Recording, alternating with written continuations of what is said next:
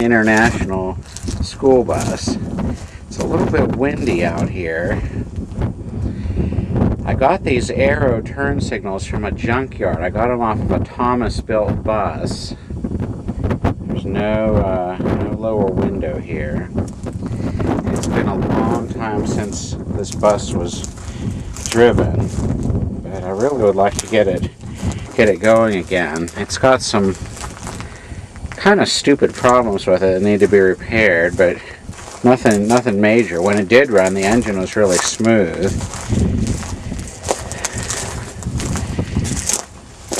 International Loadstar 1700. Alright, let's see what we've got here. As you can see, the holly is just sitting on top of the intake manifold. I got a piece of aluminum foil sitting on there. And okay, we don't have an ignition coil. I made this little shelf up here to put the battery on it, to put it in the more traditional location. It originally had it down inside a battery box on the other side of the bus. It's got a really large Delco generator. It's a 345 International. I cut this line to the vacuum brake system to try and see if I have manifold vacuum leaks. That's the inside. See if something's not quite right with that. It's got metal frames around the turn signals. Here's the front.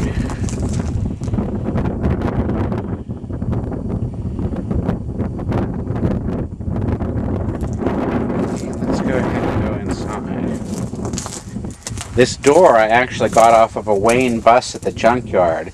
This had an attempt made to turn it into a camper by somebody, so I got a door from another Wayne. And I actually got the Wayne nameplate too. Unfortunately, a lot of the lettering has just kind of been effaced by the effects of the weather. Let's see. Well, I've got an old ignition coil here. We've got some spark plugs. I'm a little bit embarrassed about the condition of this. Oh my goodness, I really need to put some effort into getting it going again. I probably haven't sat down on the seat in so long. Here's the radio for the bus. It runs on 12 volt DC. Let's take a look at the switch panel here.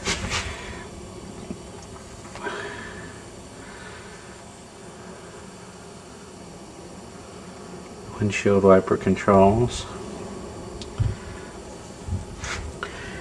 And I put in this starter button. It does have the key, but I just put in this button to try to operate the starter. And there's the gauges. They're a little dusty.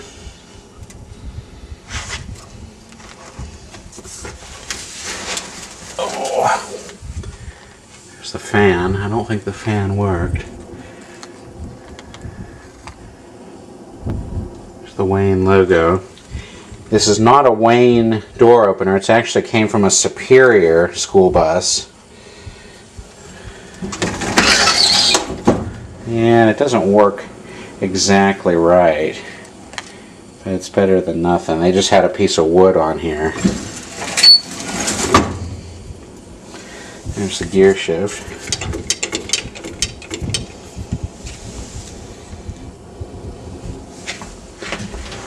Let's see what's inside of here. Well, there's just a bunch of junk in here.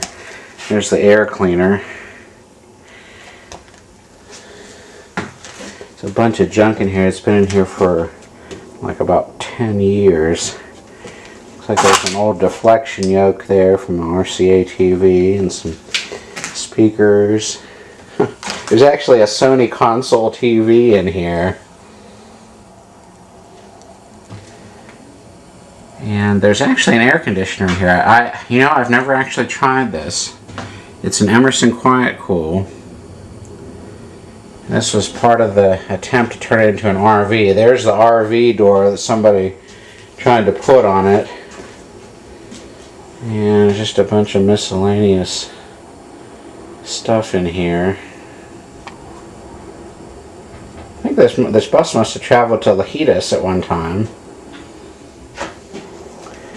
And there's actually some films in here. I think, or there may actually. I need to see about these. Looks like there's boxes of 16mm films. It's kind of bad when you've got stuff and you can't even remember that you had it because it's just stored in a bus. And there's a Zenith radio.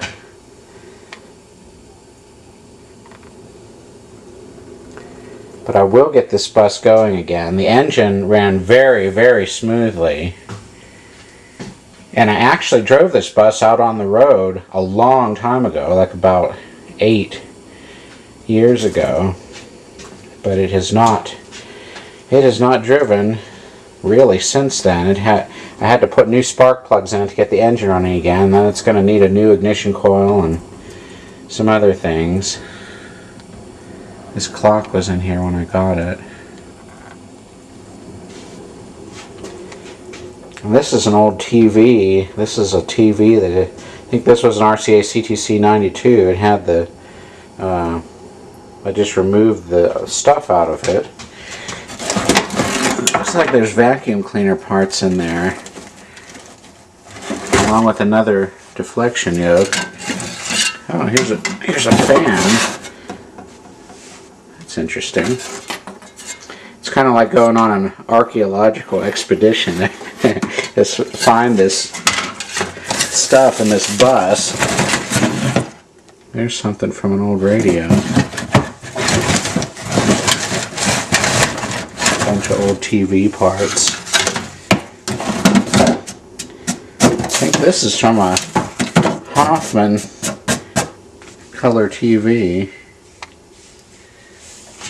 Let's see what's over here. There's another bus fan in there along with some speakers.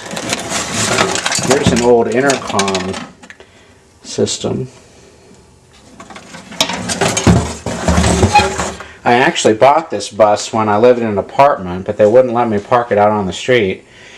So I had to drive it to a storage locker, and that was the last time it actually drove, back in 2001, or maybe 2000.